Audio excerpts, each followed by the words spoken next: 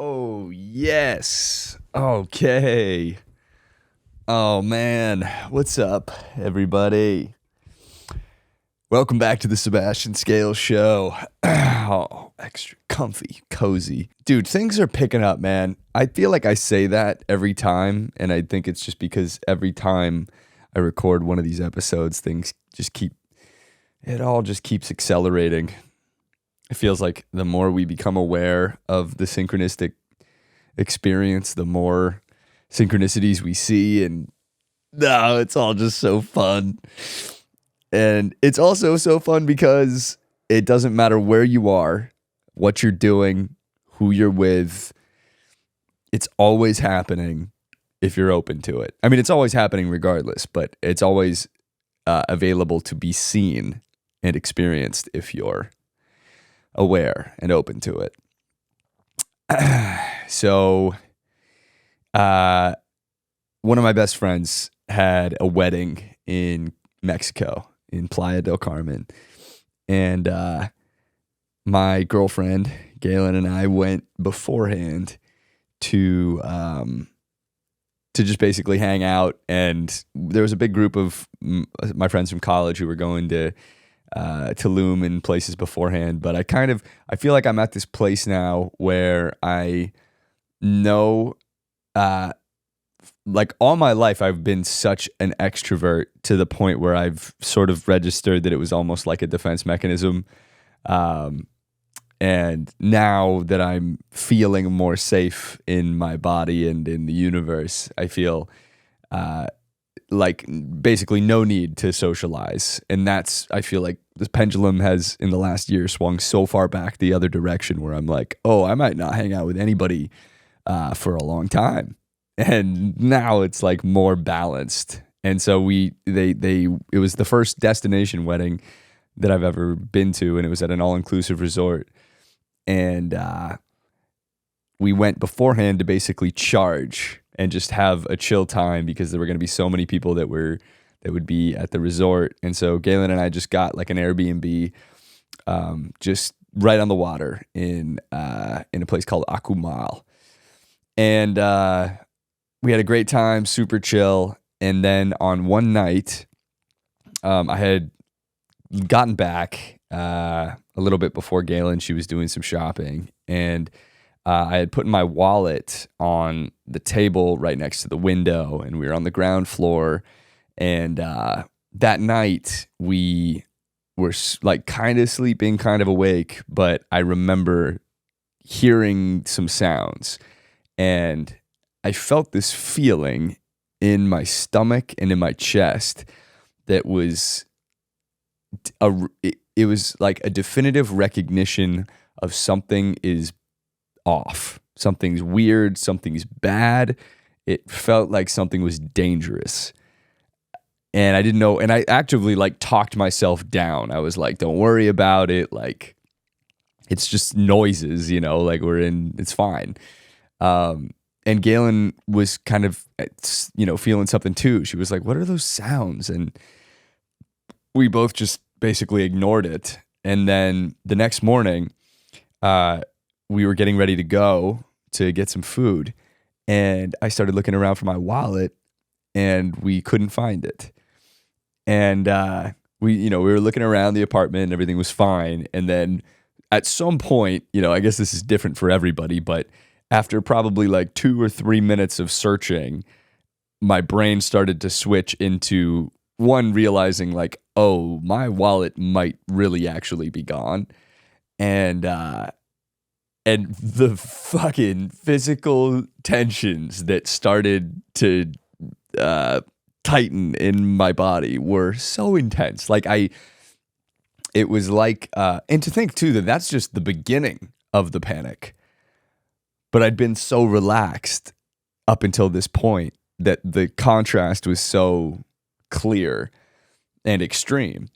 And I remember just starting to feel like, oh, I'm about to freak out right now. And not like in an angry way or anything, but just like I feel myself panicking. And Galen, I started hearing her doing these really deep, like, just starting to panic too. And for some reason, And I think this is just because of the things that we talk about in this podcast. Like, there's so many, there's infinite examples now of things that have felt like they were bad at the time or wrong, or I should have done this differently, or yada, yada, yada, that in retrospect, at some point, you see how perfect everything was and why things needed to be that way, and why even the things that our mind conceptually identifies as wrong in the grand scheme of things are always perfect. And you just don't have all of the data yet to see it. But at some point, it'll become clear. And I remember thinking, like, as I was starting to panic, like, let's just experiment here.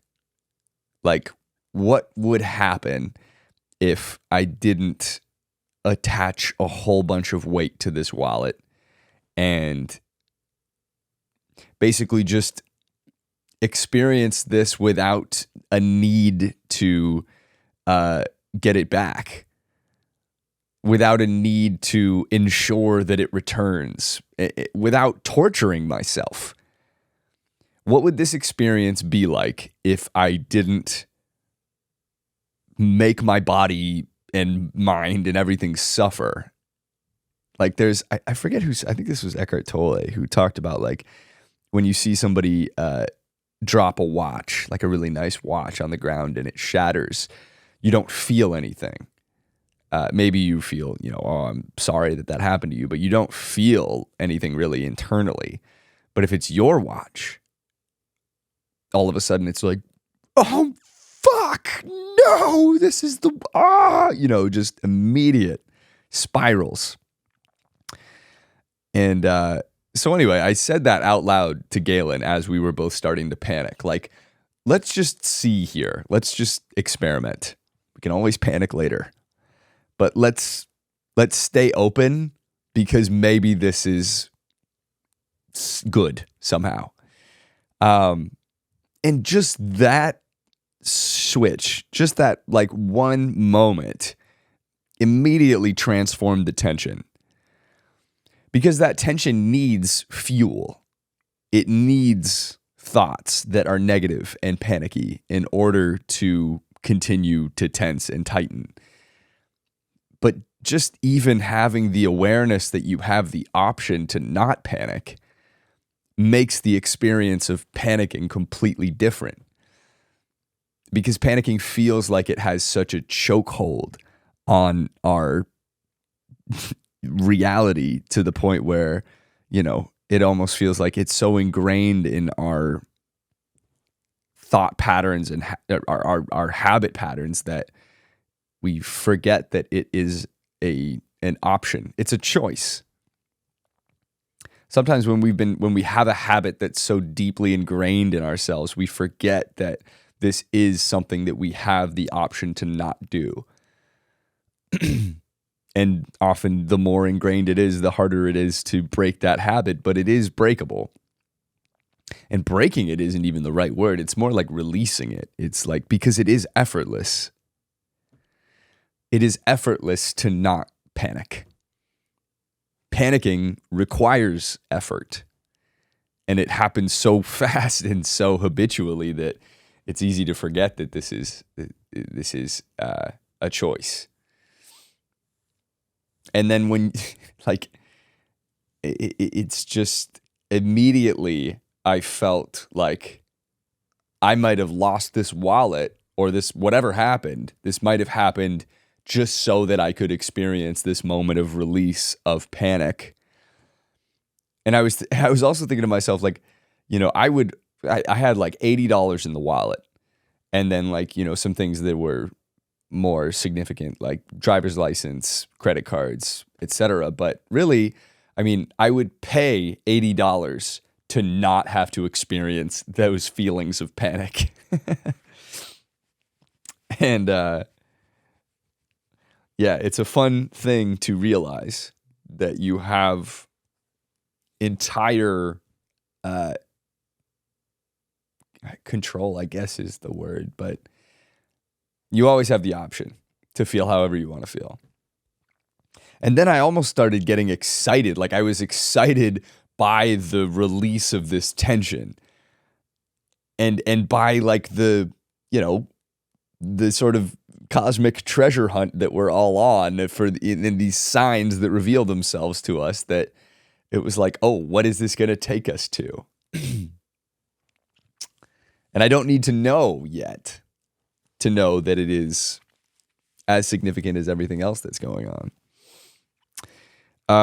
So anyway, Galen was right there with me. She was like, all right, cool. I mean, great. Let's do this. Let's try this differently.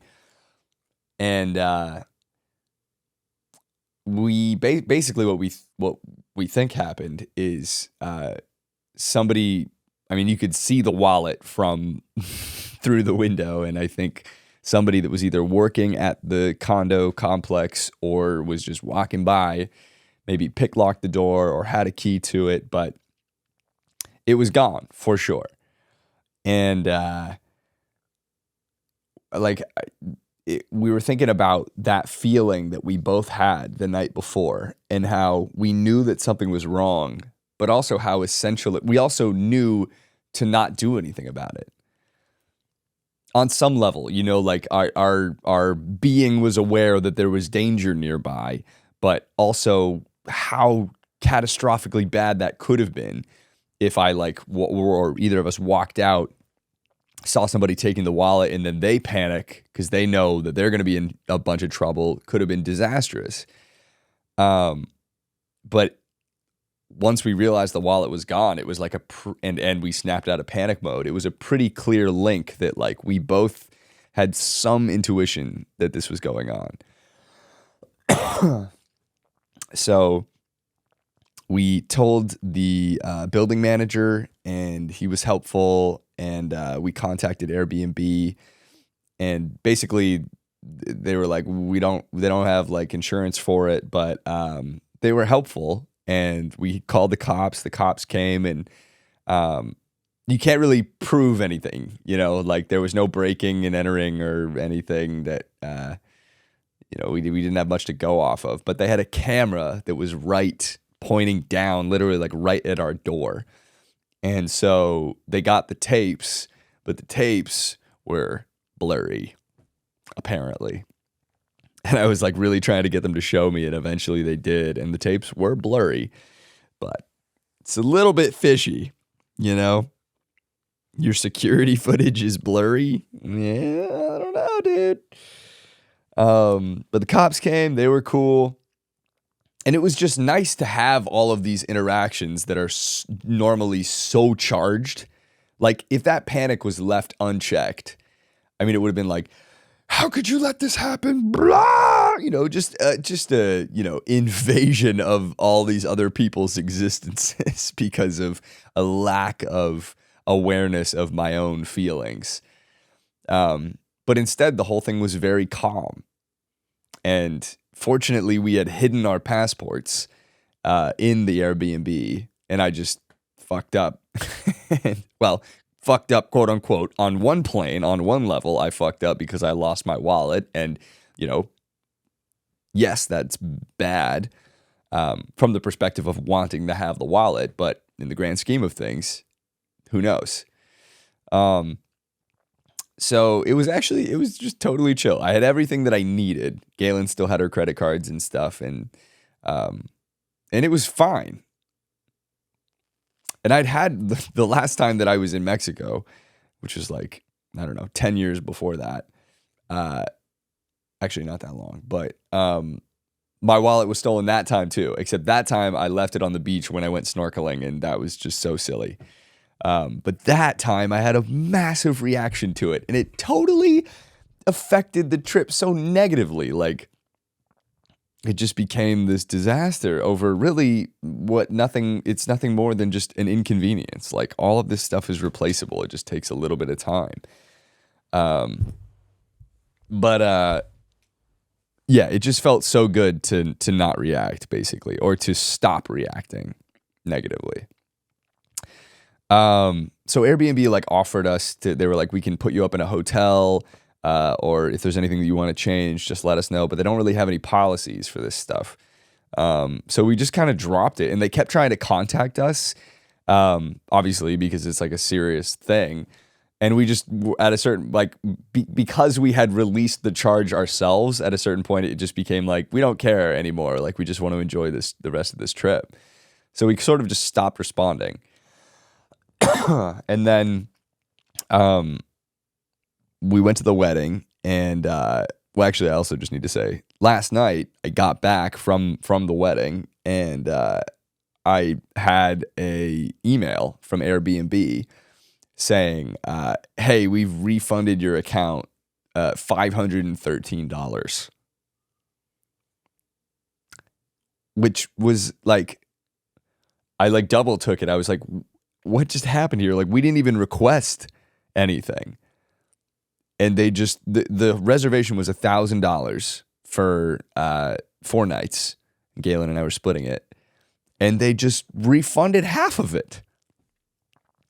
Just for no, like, it was almost like maybe the silence of like us not responding like made them nervous or something, and they were like thinking that we were gonna sue them. Who knows? But it was really cool to have this be the result of not reacting to the lost wallet. Like, my wallet got stolen, and I made $487 because I had $80. I don't know if that math is right, but basically I lost $80, gained 513, and then I can use some of that money to pay for the replacement cards and things.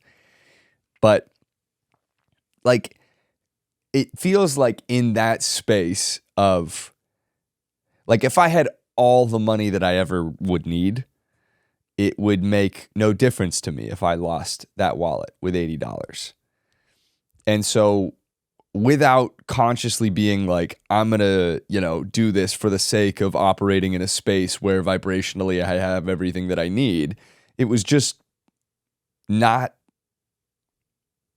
reacting and operating the way that I always sort of have. And then as a result of that, shifting into a space where it's okay.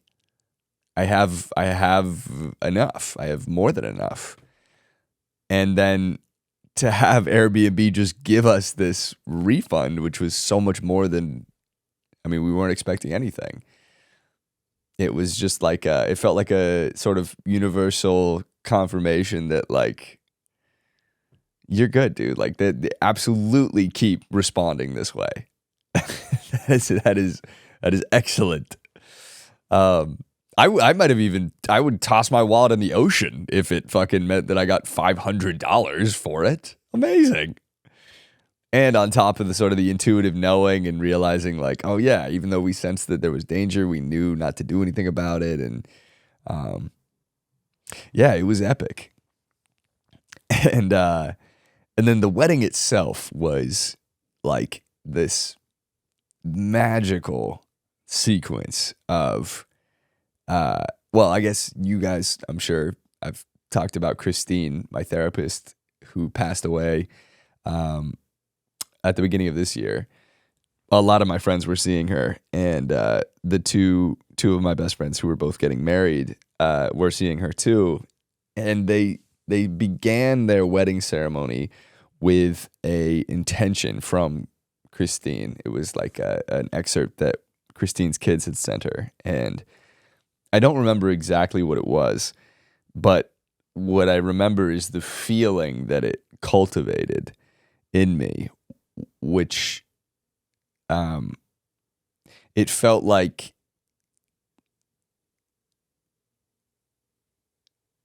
what did it feel like? It felt like we're here to celebrate these two people that we all love, and also to grow together, like as a unit. Like, this is not just a wedding. This is like a universal experience, as every wedding is, but it's specifically like it's for so much more than just we're official now. It's like it felt like such a like a spiritual bomb had gone off, like a love bomb. And in part it's because, so many of my favorite people were there. But it just it had this unique feeling to it that I hadn't experienced at a wedding before, certainly. Um, and they asked me to speak at the wedding, and I was like so, you know, nervous about it. Not nervous, like I was excited to speak, but I was nervous because it's not like stand up where it's just me and like the only goal is to, fucking make people laugh. It's like they're entrusting what many people believe to be the biggest day of their lives. They're entrusting a portion of that to me, and to, give a speech that is significant. But anyway, it was an experience that after their ceremony and like all this stuff with Christine's intentions and things, I was just feeling so good. Like I remember at I spoke at the reception. So they had the reception. What is it called? What's the terminology? They had their marriage ceremony, and then we all went downstairs for the dinner reception, and that's when the speeches were. So we had the dinner, and I remember during the dinner just feeling like what it felt like was like on the come down from mushrooms, where you're not really tripping anymore, but you're feeling like intensely relaxed and full of love. And I was just totally sober, like, the whole weekend. Other than I took like a third of an edible on the last day in the middle of the day, and it was lovely, but I wasn't drinking at all, and but it was so much more intense than drugs. It was like really, really intense, loving feelings. And I remember getting ready to do the speech. My friend Maddie and his now wife Victoria, Maddie's brother was going to go first, and then Victoria's sister, and then me. So it was like a pretty big, it's like and there was like 100 and something people there, and it was like, I really, really wanted it to go well. And but being in this space of feeling like just so, I don't know, it was like love was the primary emotion that I and what felt like everyone there was experiencing. And in that space, it's hard to maintain the normal thought patterns that try to make you think that try to tell you that life is not okay. Things are bad somehow. It was just such a good feeling, because when I actually got up and did the speech, it was like I was completely out of my head in terms of this is me. This is about me doing this. Like it was like a full shift of attention to this is about you guys, for you guys, and I'm just a conduit, for it. Like it just felt so good to have the egoic perception, released in a format that normally feels so egoically panicky to me if it doesn't go exactly right. And like I remember, the first half of my speech was supposed to be funny, and then the second half was supposed to be more sincere. I mean, and it totally was that. Like a lot of the jokes all landed, and then the more sentimental stuff seemed to be going well too.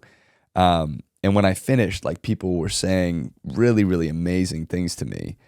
And yet my brain was trying so hard to come up with reasons why this wasn't enough.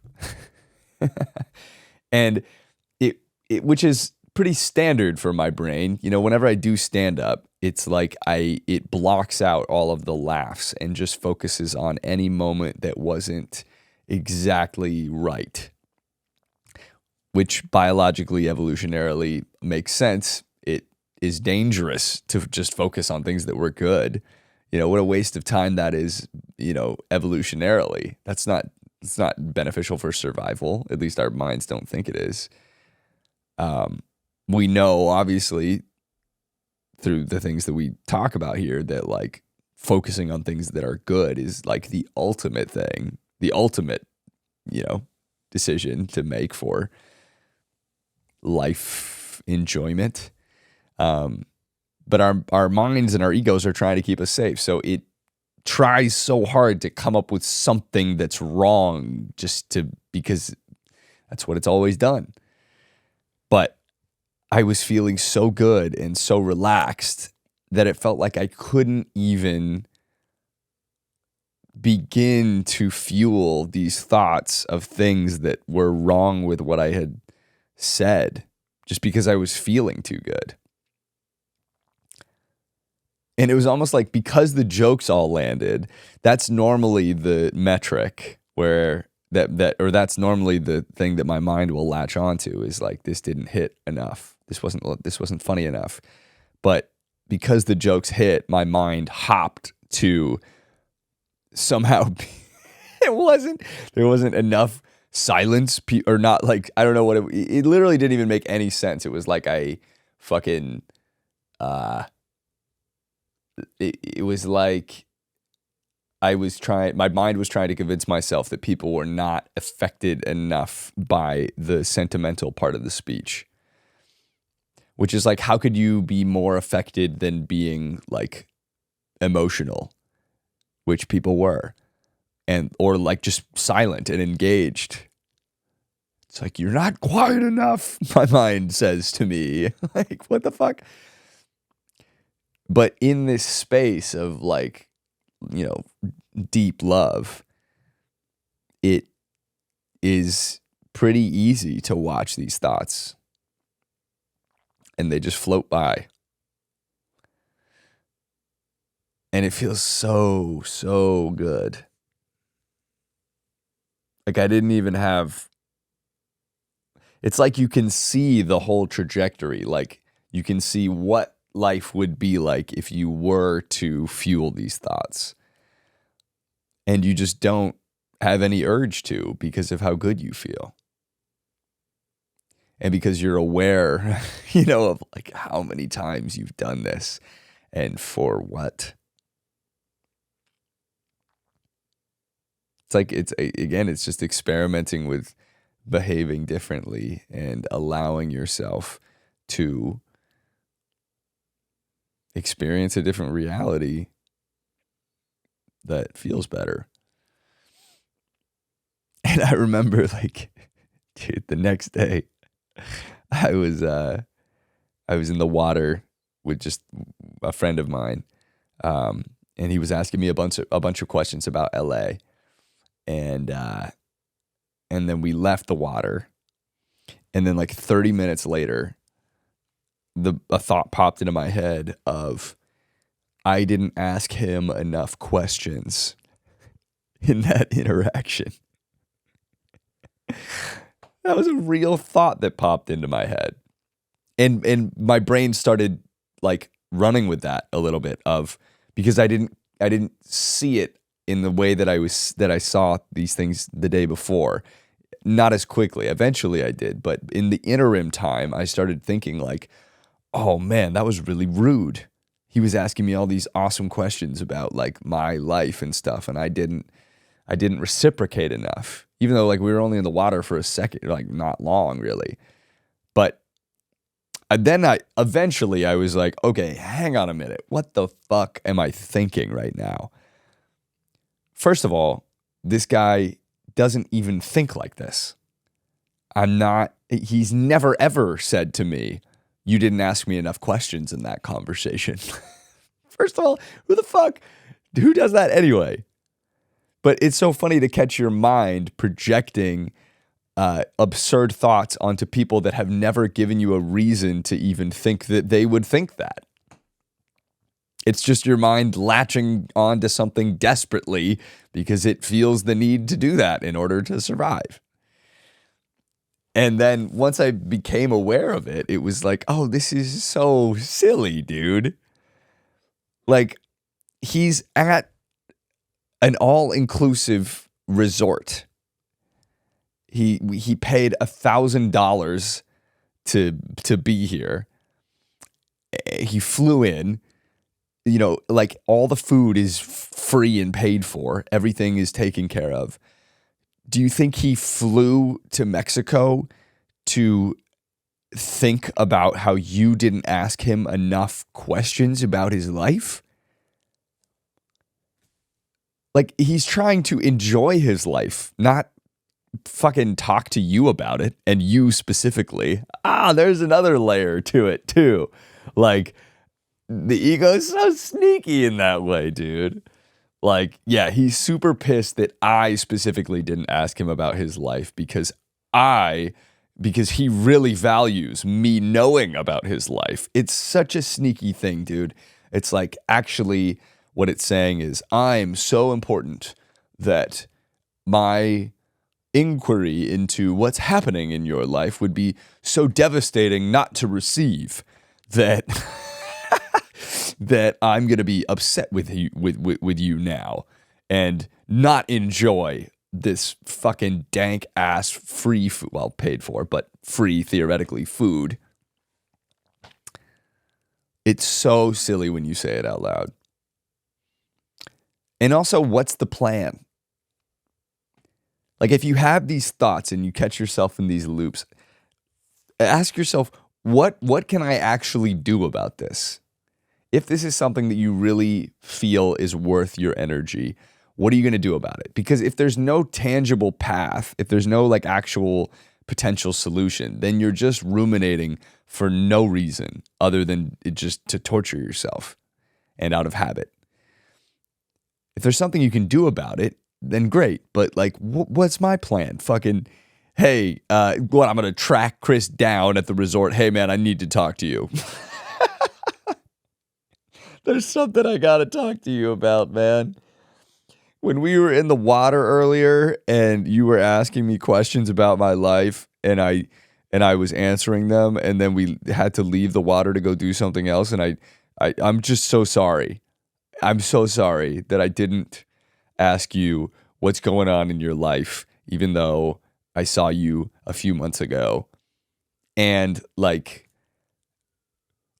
if I said that to him, he would be like, what the fuck are you talking about? Why are you talking to me about this? Like, dude, you know how absurd he would have to be thinking about that, to be thinking that about that interaction? He's swimming in the Pacific Ocean. The Caribbean. He's swimming in the Caribbean waters, just curious about my life, asking genuine questions. He's not asking me those questions because he's like just wanting me to ask about his life. And if he is, he's nuts. And I'm not going to fucking spend my time freaking out about somebody who's operating in that headspace. But he would never think like that.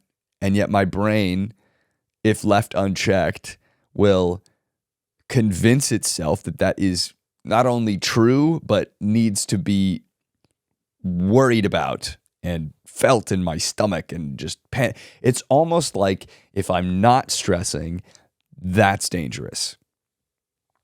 If I'm relaxed, that's dangerous from my mind's perspective. And I think, that's really what we're dealing with. It's like that is the primal thing, is that relaxation means you're going to get caught by the tiger. But when the tiger is, I didn't ask my friend enough questions, that is not a real tiger. No matter how many questions I don't ask somebody about their life, they're not going to attack me. So it's so helpful to be aware of. And it's so funny, dude. It's so funny to register what's going on in your mind and to change it. It's like life becomes it's like every moment is like an opportunity to expand and keep shifting into the reality that you'd like to experience. And on the last day, it was like, like, I don't know, I think about 6 p.m. And I left the resort to go stay at a hotel next to the airport before my flight early the next morning. And right when I got into the shuttle, I had said bye to Maddie and Victoria. We were all hanging out on the last part of the last day.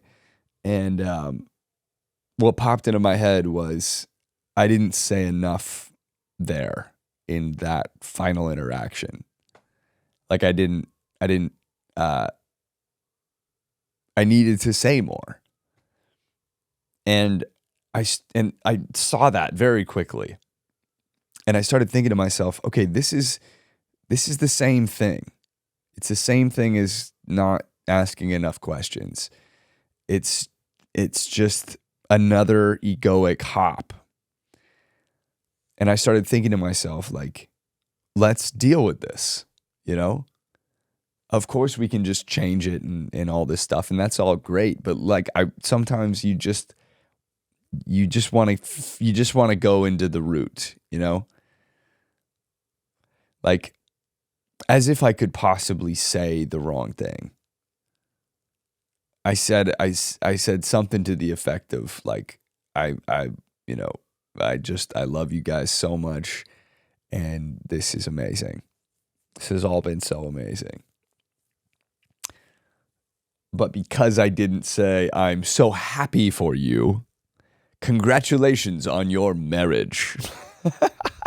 Because I didn't say whatever the generic things are, I'm now projecting onto them that they're going to be spending the last day of their wedding weekend thinking about how this guy who, of all these people they asked to speak at their wedding, we had an amazing time. They had a fucking amazing time. It's all magical. And my brain's like, nah, fuck that, dude. They finally have alone time. They've had 100 people to entertain all weekend, and now everyone's gone. And the first thing they're going to do is talk shit about me not saying some generic fucking phrase it's a fine phrase, all good. But like, nobody is interested in thinking like this. They're not, just like with Chris, they're spending too much fucking, it's like things are too good to think this way. And it just, I knew conceptually that there was no way that they were thinking this, but I still was feeling, the mind pull. And I was thinking to myself, okay, what do I have to believe is true in order for this to be a consistent worry? I think it was Bashar or maybe Teal Swan who was talking about how these beliefs are there because you or your beliefs think that they are optimal. You think that you need to do this in order to, because it's what's best for you. So basically, I think that what I say is not enough, regardless of what I say. Because I think regardless of what I said to Maddie and Victoria in that final interaction, my brain would have come up with some reason why that wasn't enough. And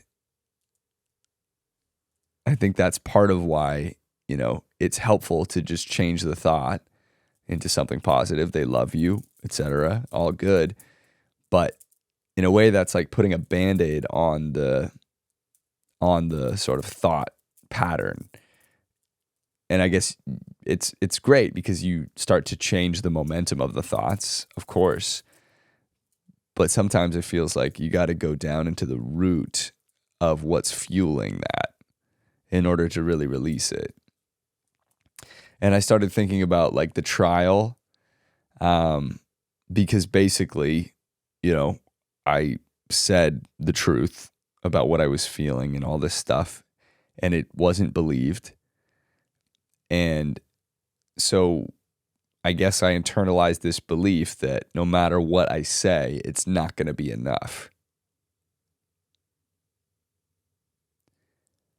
Which basically makes everything that I say susceptible to negative interpretations, people not believing me, people being upset with me, danger coming from what I say. And then I thought about it more, and it was like, yeah, but I know in retrospect now that everything that I said was perfect.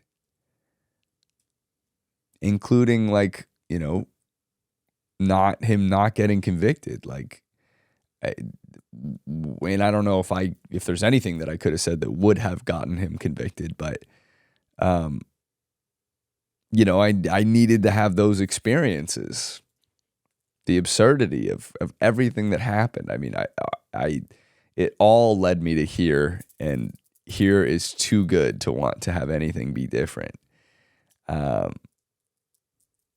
So I think it's like, once I started thinking about that and really, really allowing myself to feel how it would feel to know that everything that I say is enough, that everything I've ever said and will ever say is enough. Sinking into that feeling, I just immediately basically started crying. And I'm just like, silently on this shuttle bus, just me and the driver. And it felt so good. And I don't know if I released all of it but some of it for sure. And if it's not all of it, that's okay. But it just felt good to, consider what life would be like if I didn't believe what I believe on a really sort of deep, conscious, subconscious level. How fun it would be to go through life without having thoughts like this, to be able to leave an interaction and know that everything that I said was perfect. How would that feel? And just like imagining the freedom of it. Just feeling like the knowing. It felt fantastic. And I was like crying because of, almost like the recognition of like why I do this and how I am changing, and that it's possible to change, and that there will inevitably come a time when I don't think like this anymore, and how fun it is to consider that and to be getting closer to that without any insistence that it happens now, just continuing to allow it all.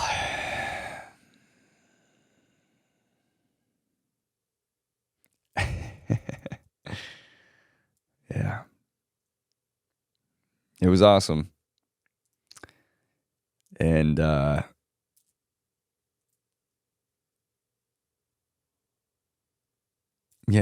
I think that was everything. I mean, definitely not, actually. There's so much more to say, but that feels like a good stopping point for this one. So as always, thank you for listening and watching. I'm trying to be more consistent with this. I'm literally recording this, the night that I have gotten back, and it feels good. So thank you very, very, very much. And yeah, I hope that whatever thoughts you may be having that you don't want to continue having are fuel for your awareness expansion, and that you know that no matter how long you've been thinking this way, you can change it. And there is a reality out there for you where you not only don't have these thoughts and feel these tensions in this way about things, but you can actually have thoughts that make you feel loved and amazing and like you're a part of everything that is, because you are. And I'm happy to be a part of it with you. Okay, hasta luego. Au revoir. Goodbye. See you in the next one.